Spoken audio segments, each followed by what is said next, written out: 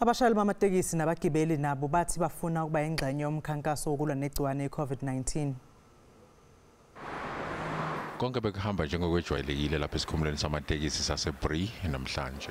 Lena ngenye yezindawo ezimatasa kakhulu eGauteng.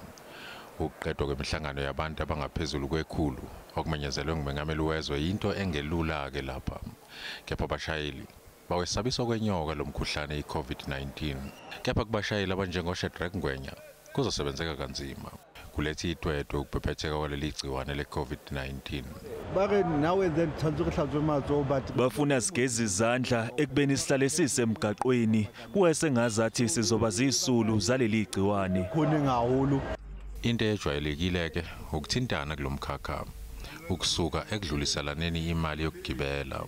We're changing money.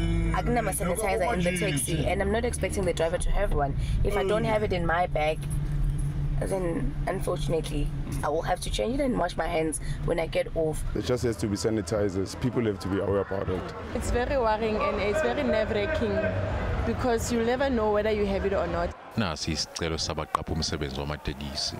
Besingacela ukuthi government isupply ngazo zonke lezi zinto lezi ezokwazi ukuthi zisincede kakhulu kuhlala kugcwele abantu. Uhulumeni uthi unalo isu lokuphephisa uhlangothi lwezokuthuthwa komphakathi. We will engage with everybody and issue instructions. Among others, in our space, we've got PRASA, which will undergo and perform sanitization in all our trains.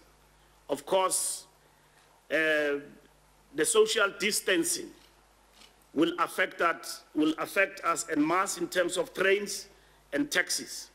So that include education in relation to this, but over and above, random testing will be applied in all the taxi ranks and also in the trains.